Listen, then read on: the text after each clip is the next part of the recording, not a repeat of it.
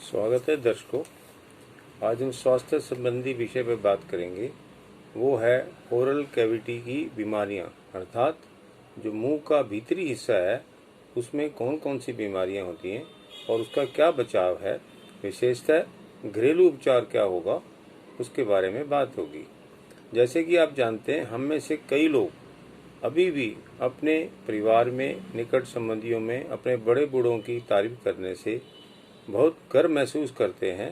कहते हैं कि हमारे यहाँ तो इतने बुजुर्ग आदमी जो हैं उनमें से कुछ भुने हुए चने भी खा सकते हैं, रेवड़ियाँ भी खा सकते हैं, यानी कि कुछ लोग तो गन्ना चूप भी सकते हैं। अर्थात बड़ी अच्छी बात है कि वो उनकी सराहना करते हैं, पर उनसे क्या सीखा उन्होंने वो अलग विषय है। आप देखेंगे आज के समय में और पिछले समय में क्या फ़र्क था।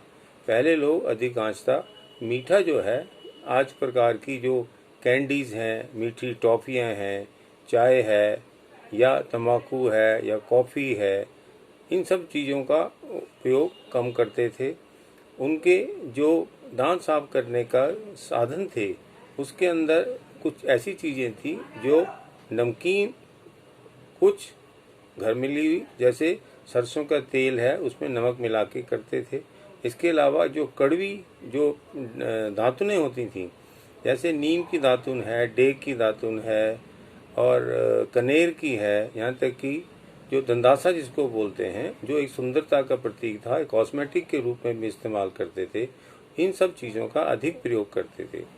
आज ये चीज़ें, इनका प्रयोग बहुत कम हो गया है तो मैं समझता हूँ कि हम लोग इन चीज़ों को भूल भी गए हैं। अब आप देखिए, इस जो ओरल कैविटी है इसमें 3 प्रकार की मुख्यतः बीमारियां होती हैं। जैसे एक तो कैविटी यानी कि दांत का सड़ना, ये इसमें एक प्रकार की परत जम जाती है, केमिकल प्लेग जिसको बोलते हैं, और उसके अंदर मीठे से मिलने से बैक्टीरियल इन्फेक्शन होता है, जिससे दांतों की जड़ों में या दांतों के अंदर असहनीय दर्द होता है, सनसनाहट होती है, सूजन आ जाती है। तो ये एक बात रही कि जो केरीज है जिसको हम बोलते हैं टूथ डीके, एक मुख्य कारण है। इसके अलावा जो गम्स हैं, गम्स के अंदर अल्सर हो जाते हैं। यदि अल्सर चाहे वो तंबाकू खाने से हो या सिगरेट पीने से हो या कमजोरी से हो या कोई बीमारी के अंदर कोई इलाज चल रहा हो तो भी हो जाता है, जिसको स्टोमेटाइटिस भी कहते हैं। यदि ये अल्सर या ये छाला जो है 2 या 3 मिलीमीटर का होगा तो चिंता की कोई बात नहीं होती, पर जैसे जैसे इसका साइज बढ़ता है ऐसे ऐसे ये पुराना हो जाता है तो इसके अंदर तकलीफ ज़्यादा होती है, तो चिंताजनक होने लगती है। ऐसे ही जो मुख का कैंसर है, जिसको ओरल कैंसर के रूप में जानते हैं, उसके कारण मुख्यतः क्या हैं, जो कि तेज चीज़ें हैं हमारे शरीर में एसिडिटी पैदा करती हैं, और ये चीज़ें जो हैं उस स्थानीय जगह पे इतना प्रभाव करती हैं कि वहाँ के जो सेल्स हैं, टिश्यूज़ हैं, वो मरने लगते हैं, नए सेल बन नहीं पाते हैं, तो वहाँ पे ओरल कैंसर जो है उसका रूप ले लेते हैं। अब आप देखिए कि ये जो बीमारियां मैंने आपसे बताई 3 मुख्यतः, ये डायरेक्टली या इनडायरेक्टली यानी कि देर सवेर, सीधे तौर पे या और किसी अन्य कारण से कुछ ऐसी बीमारियां पैदा करती हैं जिसको हमें समझ लेना चाहिए कि हमारी बीमारी का मुख्य कारण क्या है, इसकी जड़ में क्या है। ये हमें ध्यान देने के लिए एक प्रकार का संकेत है, इस पे हम ध्यान दें। सर्वप्रथम तो मुंह में बदबू आने लगती है, एक प्रकार की सोशल डिस्टेंसिंग होने लगती है, दूसरे लोग आपसे बचते हैं। इसके अलावा पेट में दर्द, जलन, कब्ज भी होने लगती है और दर्द होता है। ये सब एक साधारण कारण मैंने आपको लक्षण इसके साथ बताए। इसके अलावा आप देखेंगे कुछ लोगों को इससे एलर्जी हो जाती है। एलर्जी होने से जुखाम, नज़ला, साइनस ये सब रहता है। इसके अलावा जो कुछ लोग हैं उनको डायबिटीज़ भी होने लगती है। डायबिटीज़ से जो क्रॉनिक किडनी डिजीज़ है वो भी होने लगती है। इसके साथ साथ कुछ लोगों को हृदय की बीमारियां, जिसमें विशेषतः ब्लड प्रेशर का बढ़ना और जो एथेरोस्क्लेरोसिस है, यानी कि हमारी जो खून की नालियां हैं उसके अंदर हम लोगों को उसके अंदर थक्के जम जाते हैं। कोलेस्ट्रॉल के अधिक जमने से एथेरोस्क्लेरोसिस होता है। ये भी एक बीमारी का मुख्य कारण है जो कि हृदय रोगों से जाना जाता है। इसके अलावा देखेंगे आप कुछ लोगों को जो ब्रेन की बीमारियां हैं, अर्थात डिजीज ऑफ द ब्रेन, जिसके अंदर भूलना है, चक्कर आने हैं, याददाश्त कम रहनी है, नींद न आनी है इत्यादि सामान्य लक्षण हैं। इसके अलावा जैसे मैंने कैंसर की बात की, वो भी इन कारणों से, इन छोटी छोटी बीमारियां जो मैंने 3 बताई उससे बढ़ने पे ये सब हो जाता है, उसको हम कैंसर के रूप में भी जानते हैं।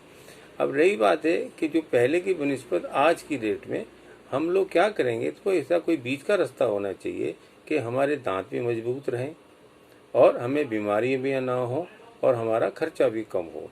किसी ने सही कहा, prevention is better than cure, यानी कि बचाव में ही इलाज है या बचाव में ही अच्छापन है। यानी लंबे समय तक आप यदि बचाव कर पाएंगे तो आप चीप भी होगा, खर्चा भी कम होगा और लंबे समय तक होगा उसका प्रभाव, तो आपको बीमारियां नहीं होंगी।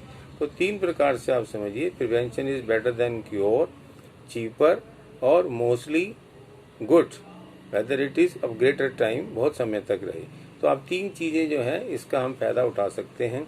और करना क्या है, हमें सॉल्यूशन, हमें बीच का ऐसा रास्ता चुनना चाहिए ताकि दांत जो हम मांजें उसके अंदर हम मीठे का प्रयोग कम से कम करें, जैसा पहले लोग कम करते थे। आज जो है फैशन है, बच्चों को भी हम इतना मीठा खिला देते हैं कि उनके दांत भी जल्दी खराब होने लगते हैं, ये विचारणीय है। इसके अलावा मैं कहूँगा हम क्यों ना ऐसे पेस्ट इस्तेमाल करें जिसके अंदर मीठा कम हो, नमक ज़्यादा हो, अर्थात नमक का होना भी दांतों में कीड़ों को बनने से रोकता है, मल्टीप्लाई होने से रोकता है, उससे भी हम दांतों को अपने बचा सकते हैं।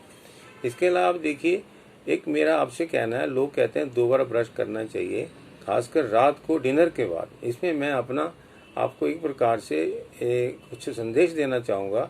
जिस प्रकार हम खाना रात को डिनर करते हैं उससे पहले हम हाथ मुंह धोते हैं। हाथ मुंह धोने से अंदर के जो अंदर कैविटी है, मुंह है जो, जिसमें जीभ है, मसूड़े हैं, दांत हैं, उनको हम साफ नहीं करते। तो दिन भर की जो भी चीज़ें हम खाते हैं उसकी कोटिंग जो है हमारी जीभ पे आ जाती है। हमारे दांतों के अंदर दिन भर का खाया हुआ या अन्य चीज़ें जो पोल्यूशन से संबंधित हैं वो भी मुंह के अंदर रहते हैं।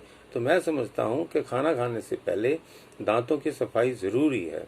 उसके बाद खाने के बाद आप बेशक गुनगुने पानी से अपने मुंह को रिंस करें, कुल्ला करेंगे तो जो बचा हुआ थोड़ा बहुत भी दांतों के बीच में भोजन के अंश होंगे वो निकल जाएंगे। अब रही बात है, इसके अलावा हम और क्या कर सकते हैं। मैं आपसे ये कहूँगा कि क्यों ना हम ब्रश जो करते हैं उसकी ना तो बहुत स्पीड हो ना तेज़ी से हो, हमें अपने दांतों के साथ कुश्ती नहीं लड़नी है।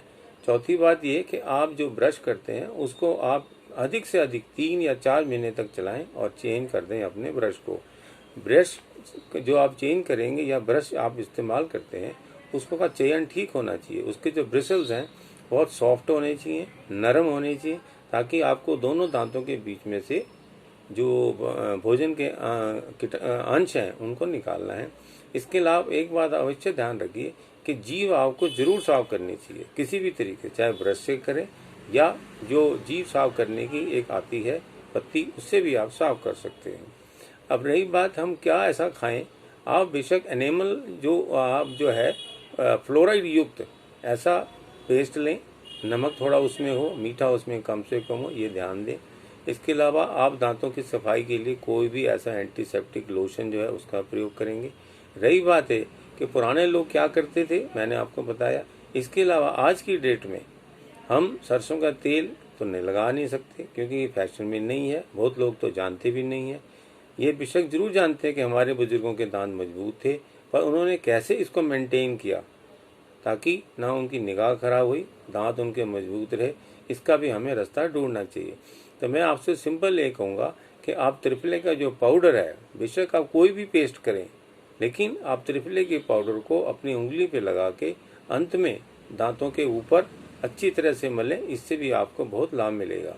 ऐसे ही दिन में आप लौंग भी मुंह में रख सकते हैं, इलायची भी मुंह में रख सकते हैं, इससे भी आपको बहुत लाभ मिलेगा। इसीलिए मैं आपको कहूँगा कि जो पुरानी रीति से हमारे लोग अपने दांतों को ठीक रखते थे उसका भी हमें ध्यान देना है, ताकि हमें ना तो अन्य बीमारियां हों और ना ही हमारा खर्चा हो और हम अधिक से अधिक इन दांतों के रोगों से बचे रहें ताकि हमारी स्वास्थ्य ठीक रहे। तो मैं आपसे कहूँगा कि आप त्रिफला पाउडर का ज़रूर इस्तेमाल करें, जो दांतों पे एक प्रकार से सूखा मंजन होता है, फीका होता है, उसमें मीठापन नहीं होता, ना कोई बैक्टीरिया होगा और आपको लाभ मिलेगा। चाहे तो आप त्रिफला पाउडर के अंदर हल्का सा काला नमक मिला लें तो और भी अच्छा होगा। इन सब बातों से मैं अपनी बात को समाप्त करता हूँ। धन्यवाद।